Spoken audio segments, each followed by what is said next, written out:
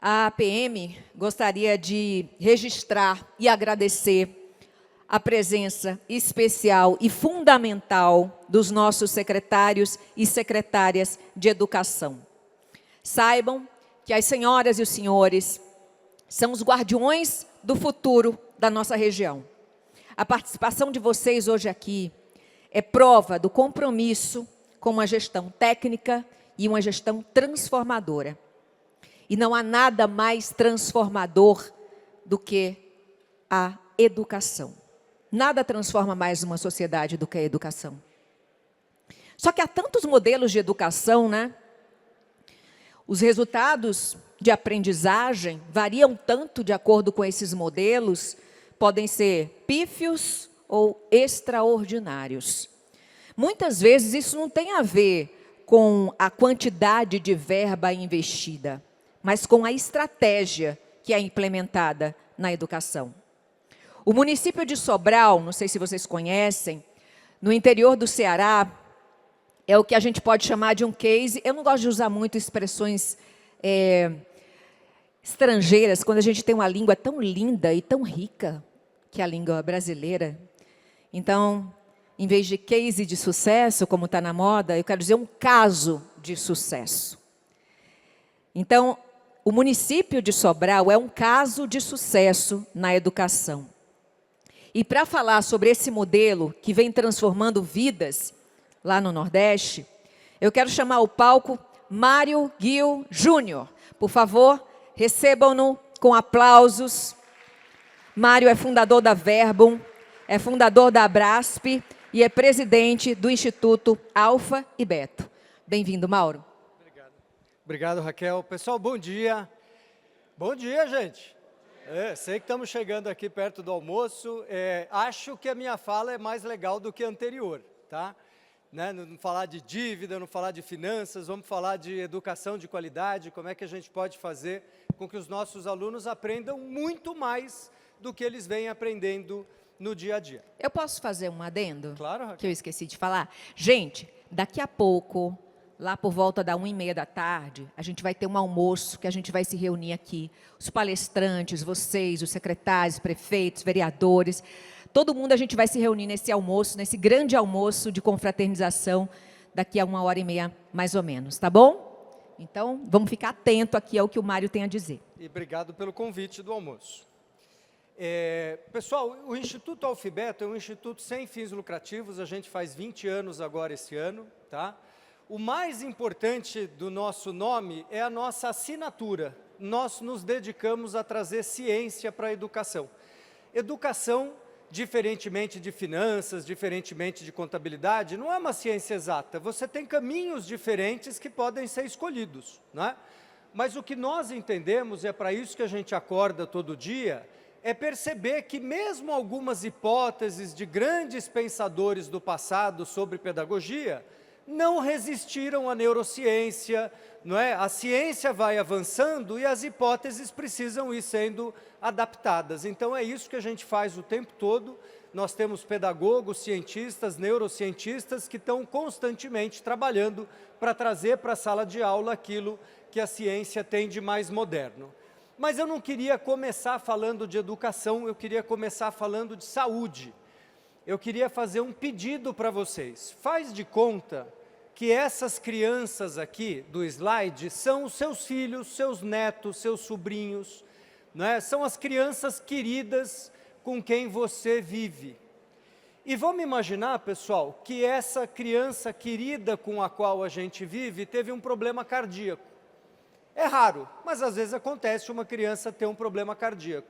E você tem a opção de decidir como tratar essa criança. Não é? Porque na medicina também existem protocolos diferentes. Mas imagine que o seu neto, o seu filho, você pode levar para o cirurgião A, que tem uma taxa de sucesso menor do que 60%, ou seja, em 41% dos casos ele vai morrer. Você pode levar para o cirurgião B, que tem uma técnica diferente, um pouquinho melhor do que essa, ou você pode levar para o cirurgião C, que vai ter uma taxa de sucesso de 94%.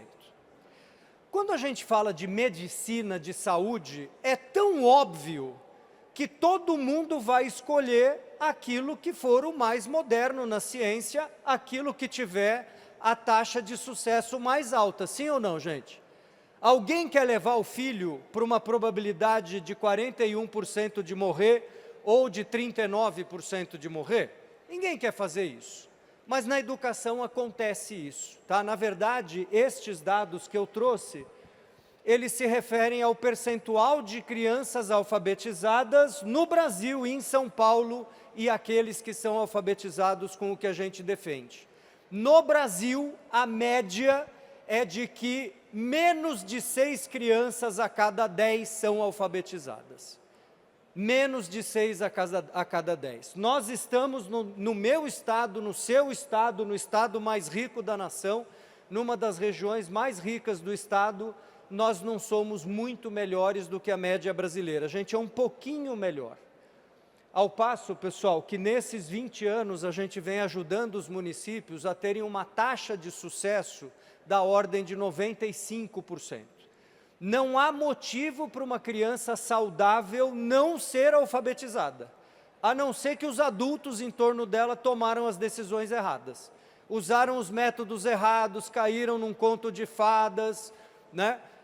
E isso acaba resultando na alfabetização da criança. É sobre isso que eu quero falar para vocês. Sobral é um grande caso de sucesso, nem é, Raquel, na minha opinião, o maior caso de sucesso brasileiro, que seria Bom Jesus, do Piauí, que é um outro cliente nosso, posso mencionar aqui, né? Mas são municípios que não são ricos, são municípios que lutam com as mesmas dificuldades que vocês, ou muito mais, mas fizeram escolhas estratégicas certas e colhem os frutos disso, né? Pessoal, a gente está nessa jornada de ajudar a educação há muito tempo, já auxiliamos mais de 1.000 municípios, mais de 4,5 milhões de crianças. E eu queria dizer para vocês que a gente está num momento meio privilegiado de melhorar a qualidade da educação, né? Eu vi as palestras anteriores, eu sei de todos os desafios que vocês têm de finanças, de tributos e assim por diante. Tudo isso são riscos que você vai ter que lidar nos próximos anos, mas por outro lado, em educação, pessoal, a gente tem um cenário mais favorável para a gente de fato conseguir melhorar a qualidade. O Brasil evoluiu como poucos países do mundo na quantidade, né?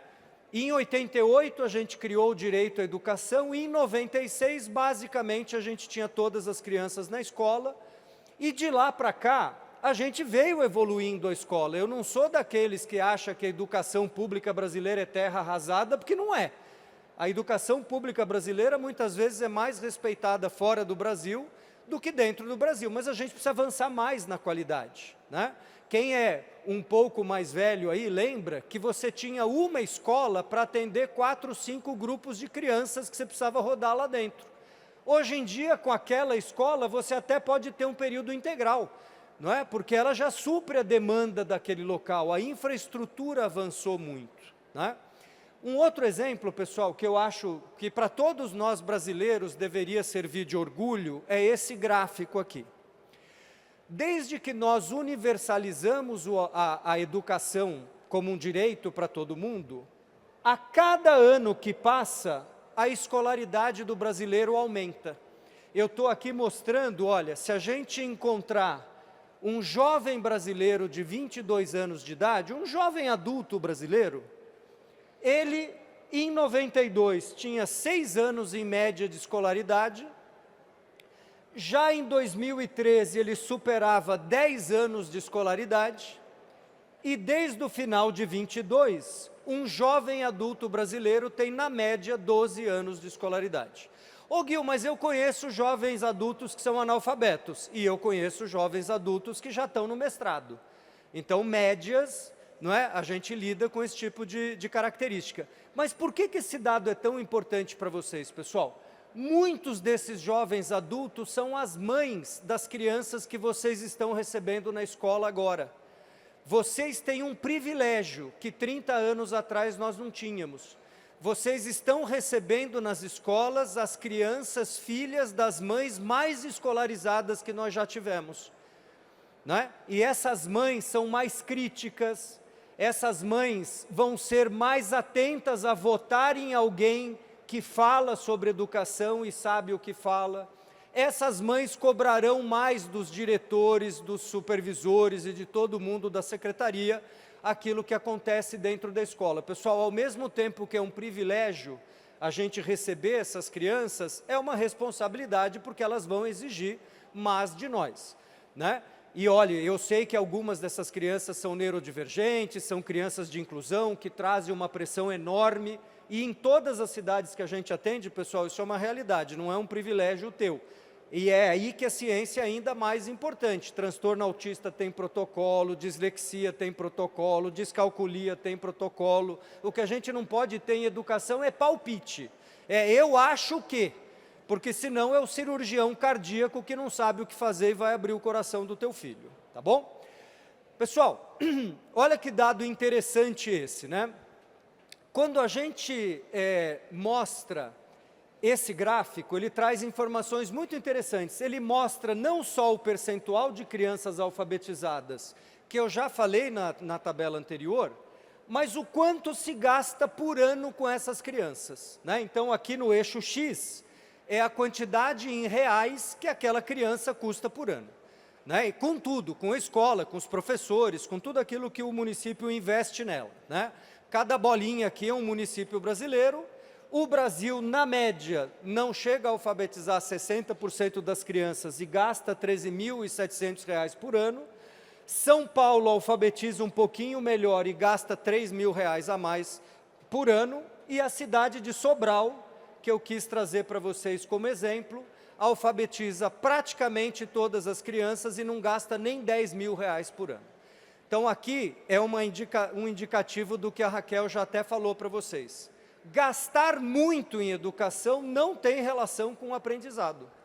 Não necessariamente tem relação. Se você gastar muito com a estratégia errada, as crianças vão continuar não aprendendo e você só gastou muito. Do mesmo jeito, pessoal, vamos lá. Vocês acham que se nós aqui em São Paulo dobrássemos o gasto para o ano que vem, a gente ia dobrar as crianças alfabetizadas, sim ou não? Tem relação. No mundo inteiro, pessoal, não tem relação. Agora, existem protocolos de que se você premiar o professor que de fato muda o ponteiro, isso muda o ponteiro da educação. Não é simplesmente gastar mais com todo mundo, tá? Mas eu quero falar um pouquinho mais para vocês sobre isso.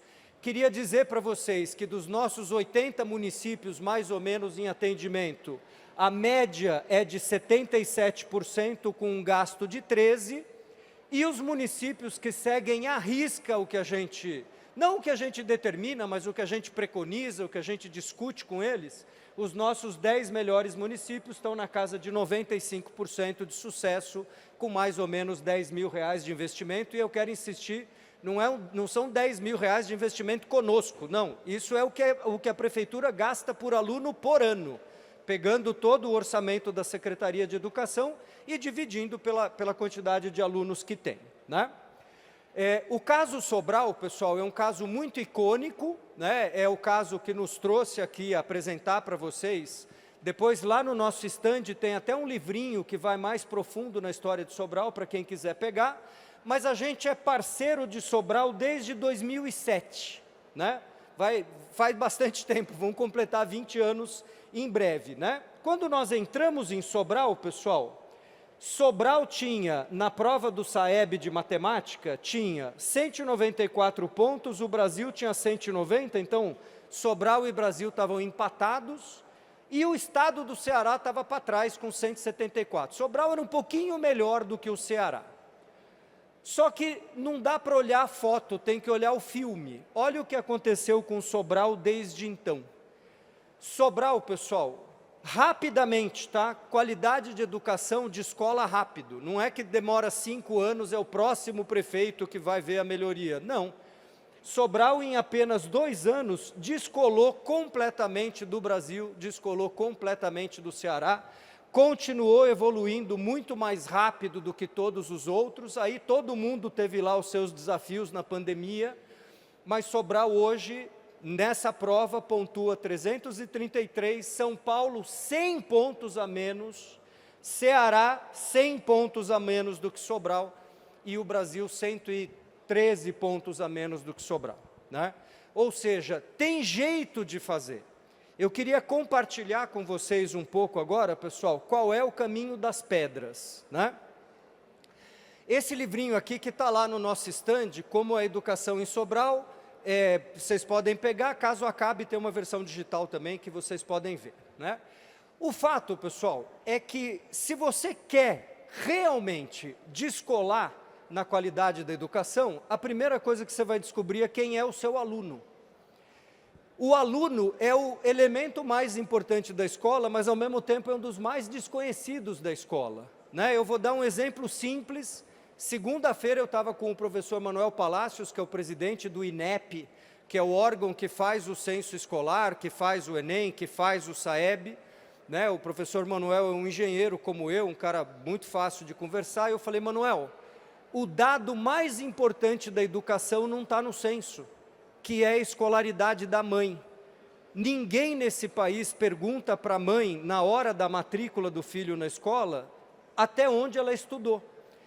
E a escolaridade da mãe, pessoal, por todas as estatísticas do planeta Terra, não importa a cultura, a língua e assim por diante, nada é mais importante para o destino de uma criança, o destino intelectual, cognitivo de uma criança, que a escolaridade da mãe, e é um dado que não se pega.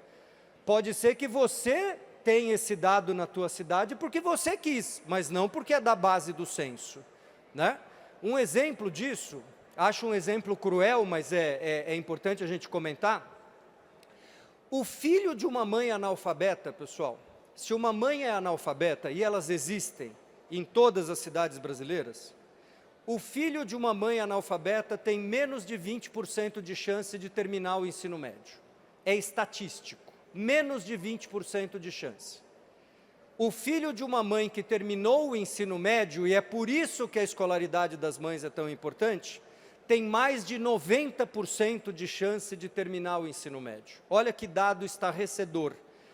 Você tem quase um destino a ser vencido do filho de uma mãe analfabeta. Mas quando você não tem essa informação, você está juntando aqueles alunos numa sala de aula, se eventualmente numa sala, né, de primeiro ano, primeiro aninho, você tem 5, 6 alunos filhos de mães analfabetas, você já deveria sabê-los, já deveria conhecê-los, já deveria saber que eles precisam de um apoio extra, eles têm menos vocabulário que os colegas, eles vão entender muito menos o que a professora fala. Ok, pessoal? Então, isso é só um exemplo de como conhecer o aluno é importante, se o aluno está indo, se não está indo, por que não está indo, né? Segunda coisa, pessoal, é o seguinte, ó, eu falo com muita frequência com prefeitos, governadores, no Senado. Assim, se não tem decisão política, pessoal, não vai acontecer a melhoria da educação no município. A educação não vai melhorar por brotamento, porque por conta própria ela resolveu melhorar. Aliás, tem muitos fatores que vocês lidam dentro do município que tendem a fazer a educação piorar, né? Então, sem decisão política, sem atuação política, não tem muito o que eu possa contribuir. Eu vivo com municípios em que os prefeitos, os secretários falaram, eu quero melhorar, mas eu sei que é uma jornada, não dá para melhorar do dia para a noite, mas dá para ser um pouquinho melhor todo dia. É esse tipo de melhora que eu gostaria, tá? Terceiro fator, pessoal, é o ensino estruturado como pilar central. Quando a gente fala de ensino estruturado, tem gente que olha meio feio, fala, ah, mas o que é o ensino estruturado? É completamente pensado para dar certo. Ele é embasado em teorias que têm evidências científicas que funcionam, ele leva em consideração o calendário real que a cidade tem, ele se preocupa em treinar o professor daquilo que ele precisa fazer, da metodologia que foi adotada, ele avalia constantemente o aluno, isso é o que a gente chama de ensino estruturado. O inverso de ensino estruturado, pessoal, é cada professor entra em sala e faz o que queira. E é aí que a decisão política é importante, porque se o professor sempre fez o que quer e o resultado do município é ruim, a decisão política é, professor, a gente vai precisar mudar os rumos, porque os nossos alunos não estão aprendendo. não é? E a gente precisa garantir que tudo isso esteja articulado, tudo isso esteja funcionando para que a aprendizagem aconteça, tá? O quarto ponto, pessoal, acho que ele é unânime para todo mundo, né? A alfabetização é o alicerce da casa do conhecimento. Se você não alfabetizar direito, dali para diante, pessoal, vai remendar o telhado a vida inteira, vai rebocar a parede. Sem uma alfabetização de qualidade, todo o resto é comprometido. E eu não falo só do português, né? O conceito de alfabetização também é o da matematização bem feita. Tem que ter um foco obsessivo nisso. Tem que começar direito. A partir dali, pessoal, você vai ver como tudo na vida funciona melhor.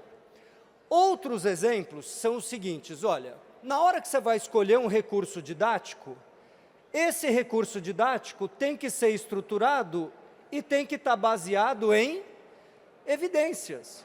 Não adianta escolher um material didático, pessoal, baseado numa teoria de Vallon, Vygotsky, de cento e tantos anos atrás, nenhum deles viu o cérebro funcionando. A gente vê o cérebro de uma criança aprendendo hoje, sabe como ativá-lo, não é?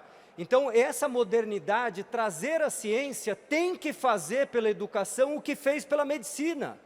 A medicina é aberta à ciência, ela é aberta a mudar os procedimentos quando algo novo é descoberto. A educação não. A educação tem gente que se bate no peito, se orgulha de falar, eu sou fã. Eu vou dar um exemplo aqui, que eu até sou fã, mas ele viveu há quase 100 anos atrás, que era o Piaget. Eu sou um fã de Piaget. É um biólogo brilhante que teve boas hipóteses sobre educação. Algumas são válidas hoje em dia à luz da neurociência e várias não são. Mas eu não vou desmerecer o Piaget porque ele era o pensamento de fronteira com a ciência que existia na época. Eu só não posso estar apegado a Piaget no que ele estava errado, só porque eu sou apegado a Piaget, meu Deus do céu. Não é? Então é isso que a gente precisa avançar. Clima. Faz parte da boa decisão política criar um clima favorável. Os gestores precisam entender o que você quer. É preciso se preocupar em explicar para as pessoas por que essa mudança está sendo feita, o que se quer dela, o que se espera dessas pessoas, continuamente conversar com todo mundo, né? A gente gosta muito de dizer, pessoal, que esses 3 itens aqui, ó, são os que de fato separam um gestor moderno com foco em educação daquilo que se faz por aí. Pedagogia e gestão não deviam ser separadas. Pedagogia é gestão e gestão é pedagogia. Né? Você usar uma prova para identificar quais alunos não aprenderam e aproveitar essa prova para tratar esses alunos é gestão e é pedagogia. Não é? Quando você tem, por exemplo, um professor que você olha lá, o professor falta 40%, 50% das aulas e ele continua responsável por aquela turma, a gente já sabe o que vai acontecer com aquela turma. Ninguém precisa ser um gênio para entender que aquelas crianças têm uma defasagem brutal. Isso também é gestão. Puxa, Gil, mas não é fácil afastar o professor. Eu não estou dizendo que é. Mas quando a decisão política existe, isso precisa ser feito. Da mesma forma que o professor que é excepcional precisa ser valorizado. O melhor professor, pessoal, dica de ouro, o melhor professor na pior turma causa milagres. O melhor professor na pior turma causa milagres. Né? Então, se você souber quem são os seus melhores professores e souberem quem são suas piores turmas e acharem um jeito de levar o melhor professor para a pior turma, você vai evoluir muito rapidamente. Ô, Gil, mas não é fácil, o melhor professor quer ficar na melhor turma. Eu sou professor de química, eu também queria. Por isso que a decisão política tem que criar para mim os incentivos certos. Né? Implementação gradual e consistente. Gente, se alguém um dia para você usar 2 expressões em educação, pode parar de ouvir. Quem fala que vai revolucionar a sua educação, já não leva a sério mais. Revolucionar, pessoal, é ir na direção contrária. Ninguém aqui quer ir na direção contrária. Todo mundo aqui está melhorando. Mais lentamente do que gostaria, mas todo mundo está melhorando. Você não quer revolucionar nada. Você quer acelerar o seu crescimento. E a segunda palavra é pior ainda, chama disrupção. É muito usada, principalmente pelo pessoal da tecnologia. Agora eu tenho uma tecnologia que vai disruptar a educação. Não tem disrupção no cérebro humano, pessoal. A gente aprende de maneira lenta. Fala comigo, a gente aprende de maneira lenta, fala aí, gradual e consistente. O seu fator limitante é a cabeça do seu aluno. Ele vai evoluir de maneira lenta, gradual e consistente. Nunca vai ter disrupção. Quem te prometer isso é um mentiroso. Quando as pessoas querem o impossível, só o mentiroso dá conta, pessoal. Eu não estou aqui para isso. É possível evoluir muito, é possível evoluir rápido, mas vai ter que ser um pouquinho todo dia, tá? E por fim, pessoal, todo bom gestor tem que motivar. Ele tem que reconhecer aquilo que foi bem feito, ele tem que agradecer aquilo que foi bem feito. Isso é parte muito relevante do clima nas escolas, na secretaria, né? E a avaliação, que às vezes é demonizada, a avaliação, pessoal, não é um fim em si, ela é só um meio. É só um meio para eu discutir se ali está acontecendo como eu queria que acontecesse ou não. Mas ela é muito necessária, as suas avaliações e também as avaliações externas que você faz, né? Moral da história, pessoal, essa frase é do secretário de Educação de Sobral. Sobral não é um milagre, é um método. É um método que a gente usa, ajuda eles a desenvolverem aí há 20 anos mais ou menos. E não é só Sobral, tá? Nesse gráfico, azul é o resultado das nossas escolas e amarelo é o resultado das outras escolas dos estados. Você pode ver que consistentemente a gente está bastante acima do resto, né? Tem alguns casos aqui, não vou ser extensivo, esse é o último slide, mas só para não parecer, pessoal, que Sobral é o único caso de sucesso e aí a gente tira o coelho da cartola e fala, olha, aqui é o único coelho que eu tenho. Longe disso, tá? Aliás, eu até já contei para vocês, na minha opinião, essa cidade aqui, que não é tão famosa, porque é longe pra chuchu de Teresina, Bom Jesus do Piauí é a melhor educação brasileira. Ela alfabetiza 100% das crianças no primeiro ano. Não é no segundo como os outros gráficos, é no primeiro ano. O prefeito de Bom Jesus, eu o conheci, eu falei, mas prefeito, por que o senhor decidiu investir na alfabetização? Ele falou, Gil, eu estou no fim do mundo do Piauí. Eu não tenho recursos naturais, nunca vou ser um polo tecnológico, nunca vou ser um polo turístico, porque nada disso é aqui a vocação do meu município, mas a educação sou eu que controlo e eu quero ser o melhor do estado. E ele não é só o melhor do estado, eu acho que ele é o melhor do Brasil, embora Sobral seja mais famoso. Agora, sabe o que o prefeito de Bom Jesus faz de vez em quando? Ele chega na escola e fala, me dá aqui a lista dos alunos que estão faltando continuamente. É o Zequinho, a Maria e o Joãozinho? Vamos na casa deles. Vamos lá conversar com os pais. Por que eu estou aqui virando do avesso para oferecer uma escola confortável, boa merenda, transporte escolar, material didático, uniforme? Por que o Joãozinho não vem na escola? Ele vai lá perguntar para os pais. E não se iludam, pessoal. Tem pais lenientes nesse país? Sim ou não? Sim. E nós somos a última barreira de proteção dessa criança quando a gente se preocupa com ela, quando a gente tenta descobrir por que ela não estava na escola. Acho que todo mundo aqui viu, lembra, acho que 15 dias atrás, aquele caso de uma menina de 12 anos em Minas, que vivia maritalmente com um cara de 35 anos. Quem descobriu isso? Foi a escola, que foi lá na casa e descobriu o seguinte, por que você não aparece na escola? Tua vaga está lá? Aí descobriu que a menina era vítima daquele contexto, um contexto que envolvia até a própria família, a gente lida com isso, né? Outro exemplo, pessoal, esse é muito interessante, ó, Trizidela do Vale no Maranhão. Não tem condição ruim em São Paulo comparável com Trizidela do Vale. Para começar, não dá nem para chegar lá. É tão longe o troço, pessoal, que são horas de barco para você poder chegar em Trizidela do Vale. Nós fomos contratados lá porque a preocupação da prefeitura é que apenas 3% dos alunos eram leitores fluentes. Ou seja, já era alfabetizado, lia com fluência e entendia o que lia. 3%. De cada 100 crianças, 97 não eram capazes de fazer isso. Em 2 anos, pessoal, 2, não foram 20, como Sobral. Em 2 anos, a fluência leitora saltou para 50% ou 16 vezes mais do que era. Mas não saltou de um dia para o outro. É lento, gradual e consistente. Sucesso em educação, pessoal, é exorcizar superstições que não são baseadas em ciência, é não ter soluços e achismos, é ter método. Quem faz dá certo, quem não faz não dá certo, e não é uma condição de quanto dinheiro você coloca. Se você botar um monte de dinheiro no método errado, você só vai ter gasto um monte de dinheiro. Faz sentido, gente? Tá bom? Era isso que eu queria compartilhar com vocês, queria agradecer o convite, agradecer ao Fred e à Bia por poder falar com vocês na PM, e a gente está super à disposição, tá bom? Muito obrigado, fiquem com Deus e boa semana. Mário Gui, obrigada pelas explicações e por nos mostrar uma luz aí na educação brasileira. O Gui falou uma coisa aqui que eu achei importante, duas coisas, aliás, tudo que ele falou é muito importante, mas duas coisas me chamaram a atenção.